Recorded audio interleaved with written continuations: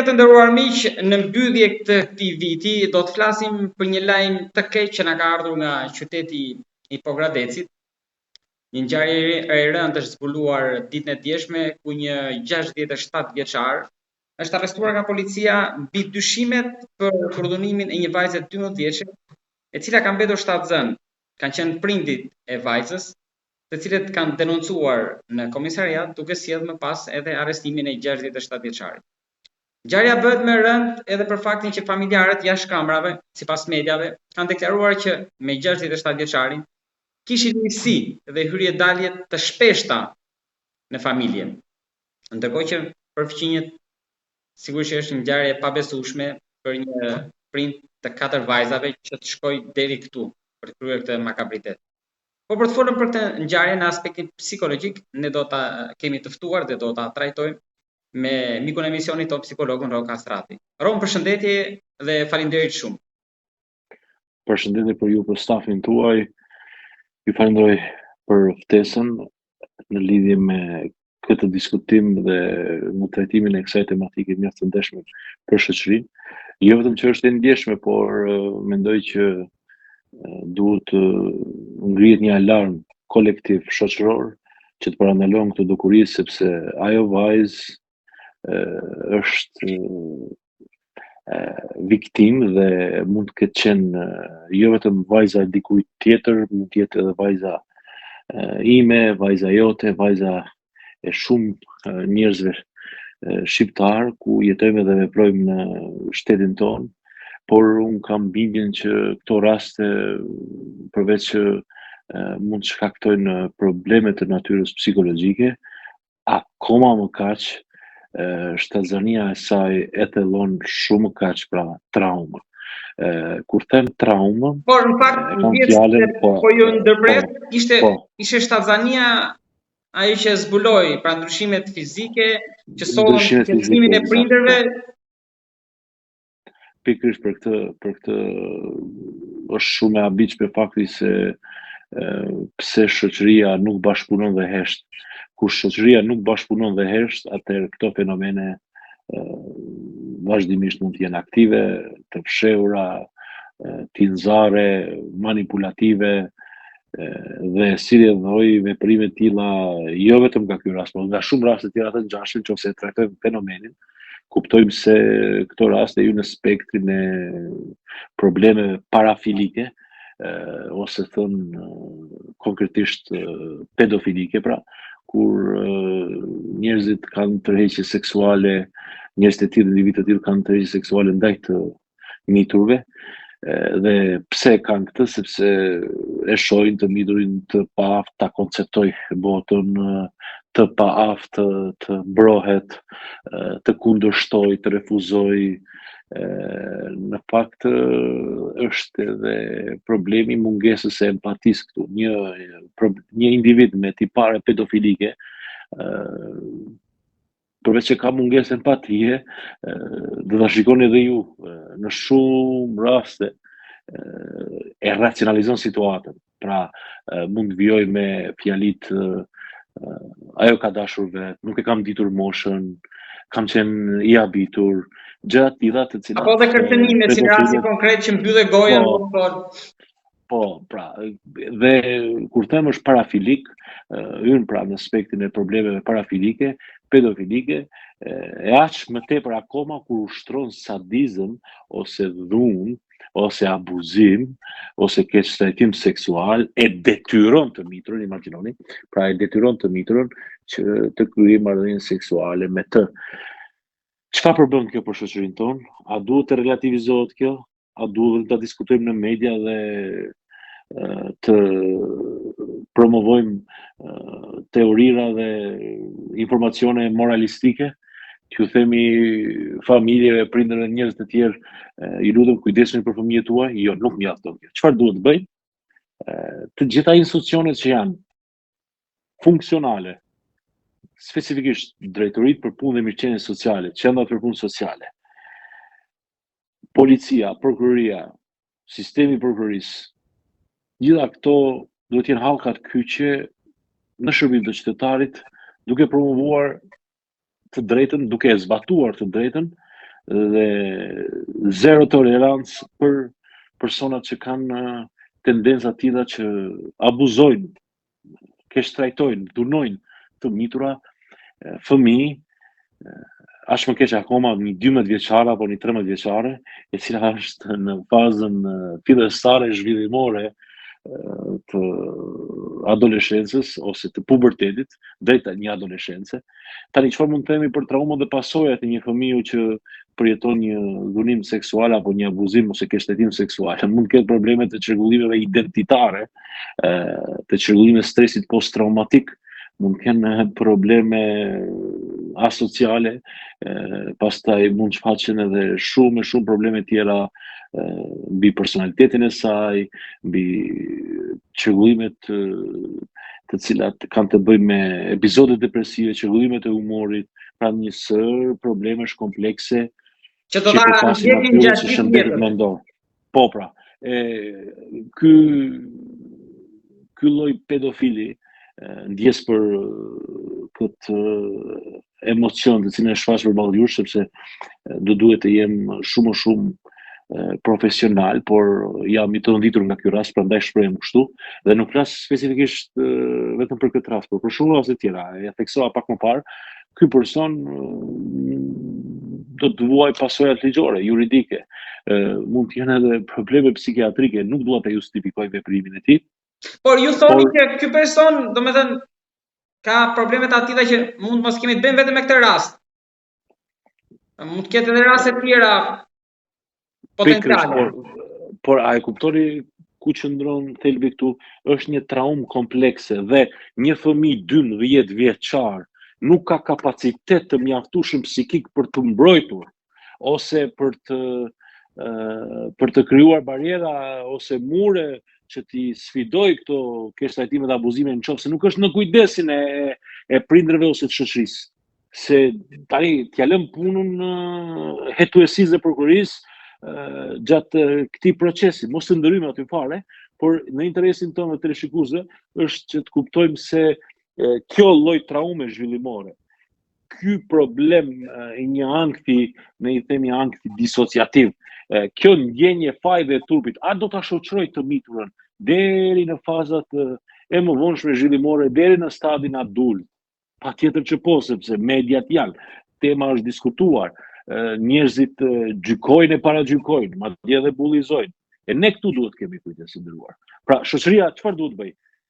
Vajza tani është në një proces shumë kompleks, besoj, trajtimi, dhe familja në këtë rast meriton mbështetje të parezervë nga shoqëria dhe institucionet në syrin e të miturës, në syrin e vajzës. Nuk duhet vazhdimisht t'ia risjellim në kujdes. Ndoshta do ishte më mirë që të largohej nga aty për të filluar një jetë të re në një qytet tjetër.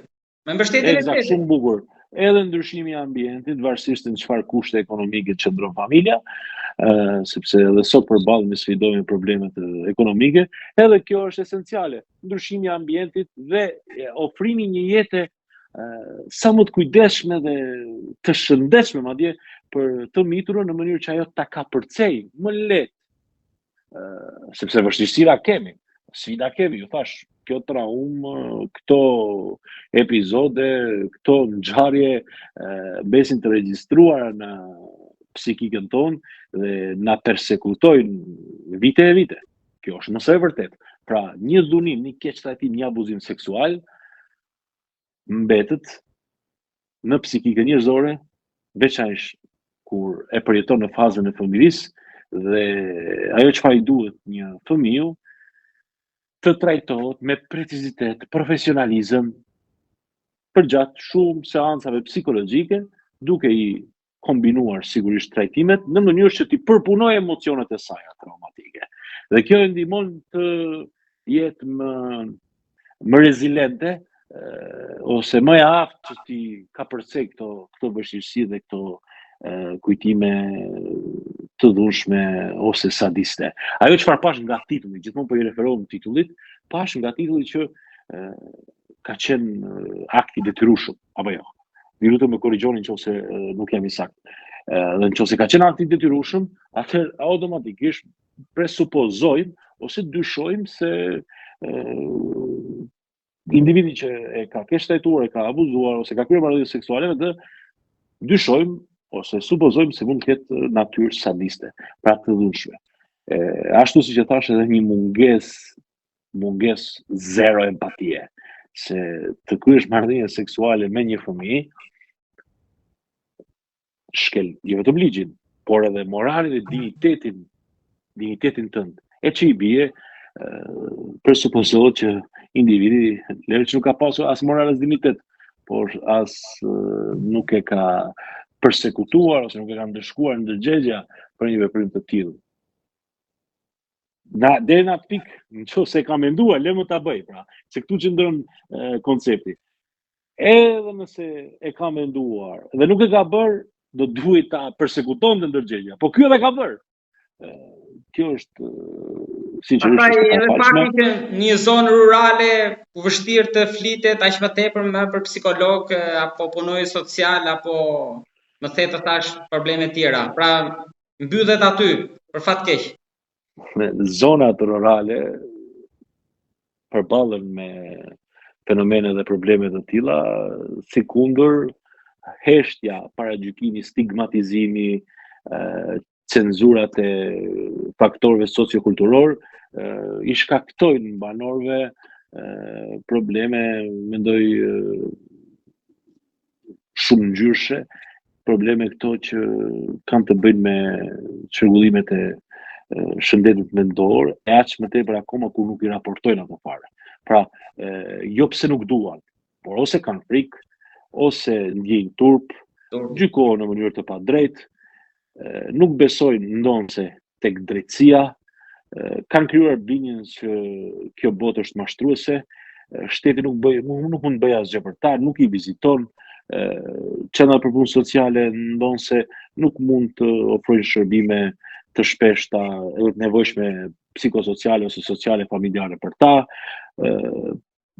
patriarkiteti ose sistemi patriarkal, mentaliteti, faktorët sociokulturor, gjitha këto janë një gamë problemesh për banorët e vendeve rurale që e vuajnë fenomenin e dhunës në familje, konflikte në familje, divorcit, abuzimeve seksuale dhe shumë probleme tjera kyçe të cilat ne po i trajtojmë dhe janë shumë, domethënëse, sepse trashëguesit tuaj duhet të jenë dieni që rasti edhe në qoftë se dyshohet se një e mitur, përveç që ka ndryshime fizike në trup, ka një sjellje të çuditshme, ndjen ankth, është e friksuar, përjeton makse natën gjatë gjumit, ose epizode paralitike, ankse paralitike,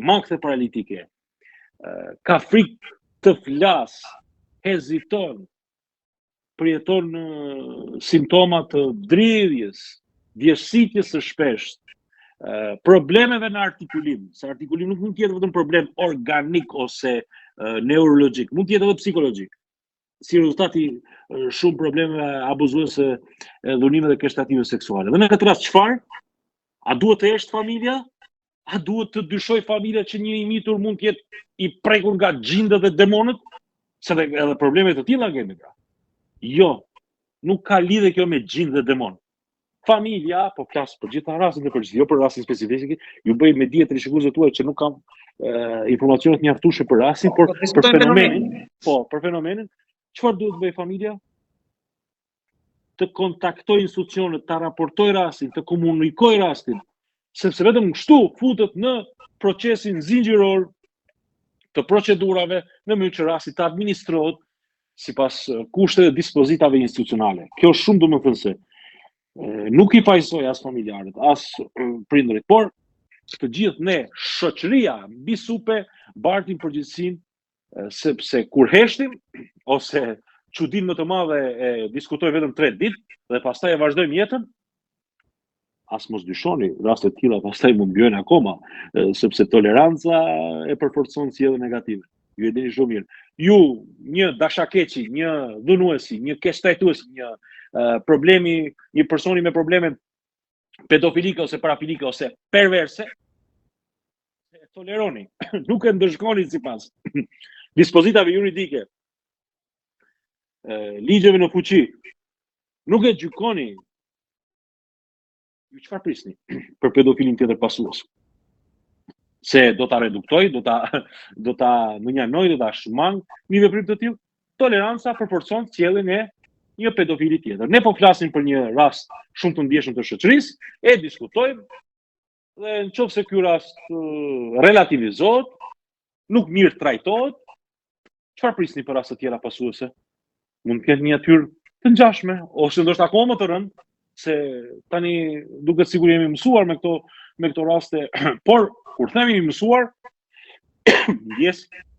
kur themi jemi mësuar, jemi imunizuar dhe nuk duhet ta lëm shoqërinë të imunizohet me këto raste, sepse vrasim, e them simbolikisht, vrasim të armën e fëmijëve tanë, që ndërmë një ambient të pasigurt.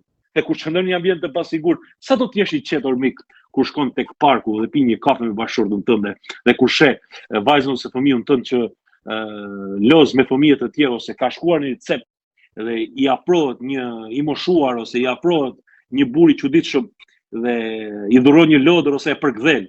Çfarë mendon ti? Çfarë mendon? Si do të veprosh ti në këtë raste? A do të jesh i sigurt? Jo, sepse ti ke në mendje që ka ndodhur një rast më parë, ose ka ndodhur shumë raste të tjera, të cilat janë akoma më të ndjeshme dhe traumatike, dhe ti ikën vrap që ta shpëtosh vajzën, sepse je prind i mirë informuar. Dhe nuk them që e sulmon personin, ndoshta personi nuk ka pasur qëllime dashakeqe ndaj vajzës tënde, por ti e ruan vajzën. Ndërkohë, shoh prindër të tjerë e komentojnë këtë si e çastit, ose e komentojnë si jo të rrezikshme. Duhet i bëjmë syt katër. Jemi në një epokë, jemi në një kohë ku për fëmijët tanë duhet i bëjmë syt katër. Kjo është shumë e rëndësishme. E them këtë si një mik, dashamir, familjar, dhe jo vetëm si një psikolog. Pse e them syt katër? Sepse sot fëmijët janë të cënuar nga këto fenomene. Syt katër edhe për miq që fusin në shtëpi. E pra, edhe aty duhet hetohet ky fenomen, sepse ju do thoni, Ron, na e bëre botën të pasigurt dhe jo të mirëqen. Bota është shumë e bukur, jeta është shumë eksperimentale, në fakt nuk kështu e shoh jetën. Jeta është eksperimentale sepse jeta të sprovon, në anën tjetër edhe të ndëshkon, dhe kur të shpërblen, pastaj sërish të ndëshkon, dhe kur të ndëshkon sërish të shpërblen, duket sikur është një cikël i pandërprer eksperiencave dhe përjetimesh, dhe kjo do thotë që jeta nuk është besnike. Dhe pse e them këtë? Sepse në qoftë se jeta është eksperimentale, ne duhet jemi të gatshëm dhe të mobilizuar për të papriturat, e jo të qëndrojmë komod ose të ruajmë zonën tonë të komoditetit, zonën tonë konform, dhe sa po dalim nga kjo zonë, të përballemi me ankthim. Jo, përballu me ankthim, përballu me rreziqe, sepse vetëm kështu forcon dignitetin tënd, forcon predispozitat e tua dhe mund t'i përballosh shumë lehtë vështirësitë dhe sfidat me të cilat atakohesh. E jo qëndrosh në zonën konforme të kesh frikë dalësh nga aty. Jo, përballja, rezistenca, mendjepretësia, racionalizimi ose aftësia për t'i zgjidhur problemet më lehtë dhe më mirë e bën shoqërinë të shëndetshme. Por sot çfarë? Sot ne përballemi me informacione bombastike që janë të përgënjeshtruara, ose sikur gjysmë të vërtetat që janë gënjeshtra më të mëdha, përballemi me informacione që nuk kanë referenca shkencore dhe shohim prindër që ndikohen për nga ndjeshmëria që kanë dhe thonë me vete, fëmia im është i rrezikuar. Jo, u lëmtoi fillimisht informacionin, diskutoj me profesionistë të shëndetit mendor dhe pastaj mund të nxjerrësh konkluzione, por jo të fluturosh me mendime dhe të amensosh se ky informacion është i vërtet dhe fëmiu im është në rrezik. Kjo e bën shoqërinë të trazuar, mendjen e bën të kompleksuar dhe mund ta vështirësojmë jetën dhe përditshmërinë e saj pa pasur fare nevojë. Thjesht duhet ndjekim ritmin ton. Jeta ka një kuptim në qoftë se ti krijon esencën brenda shoqërisë. Kur them esencën, ti bëu faktor brenda shoqërisë. Dhe mos prit që shoqëria do të shpërblej ty Nëse e atje anash dhe shikon të tjerë se çfarë bëjnë. Futu në lojë, futu në eksperimente jetësore, jo duke dëmtuar të tjerë, por duke zhvilluar një jetë jo vetëm për mbijetesë, por edhe për shoqërinë pranë shoqërisë dhe duke kontribuar me aftësi dhe përgjegjësi që takojnë. Nuk ka ndonjë filozofi tjetër kjo jetë. Lëri ateistët dhe njerëz të tjerë se çfarë flasin, nuk dua t'i diskriminoj sepse ne jemi në demokraci dhe secili ka të drejtë të shprehë mendimin e tij. Por nuk mendoj që jeta nuk ka kuptim. Jeta ka një kuptim. Ka një kuptim ekzistencial dhe esencial për ne. Dhe nuk është jeta të vraposh pas kënaqësive sikur siç mendojnë hedonistët ose personat që mendojnë se çdo gjë që ka kuptim në jetë është kënaqësia. Jo. Ne duhet kujdesim për fëmijët tanë, këto raste përbëjnë shqetësim për ne dhe ju si media që i trajtoni këtë temë ju përgëzoj për punën e palodhshme, angazhimin pasionant në fushën e gazetarisë mediatike, por që mos harroni profesionistët e shëndetit mendor duhet jenë pranë njerëzve, duke u ndihmuar, duke ofruar shërbimet cilësore në mënyrë që të kalojnë këto kriza dhe këto probleme. E gjithë jeta është psikologjike. Këtu qëndron edhe një kuptim tjetër, pra nuk është jeta vetëm organike, biologjike, fizike e kimike, ne gjatë gjithë kohës na udhëheq mendja dhe mendja nuk e ka vetëm një funksion të çenurit i vetëdijshëm, ka edhe funksione tjera të cilat ne duhet i menaxhojmë dhe duhet vetë analizojmë sfidat dhe vështirësitë të cilat atakohemi. E jo të qëndrojmë duar kryq dhe t'i themi njerëzve ku përballemi me ndonjë fatkeqësi, na e solli Zoti. Okej, Zoti ka përgjegjësi të kujdeset për ne edhe ne t'i besojmë atij. Por kur ne qëndrojmë duar kryq dhe fajsojmë Zotin për fatkeqësi që ne ndeshemi, atëherë kjo i bie që ne jemi të papërgjithshëm apo jo. Kërkoni përgjegjësi dhe kërkoni që të jeni protagonist brenda jetës tuaj në raporte të tjera, sepse kjo e bën jetën më interesante dhe shumë të leverditshme e të shëndosh në të gjitha perspektivat.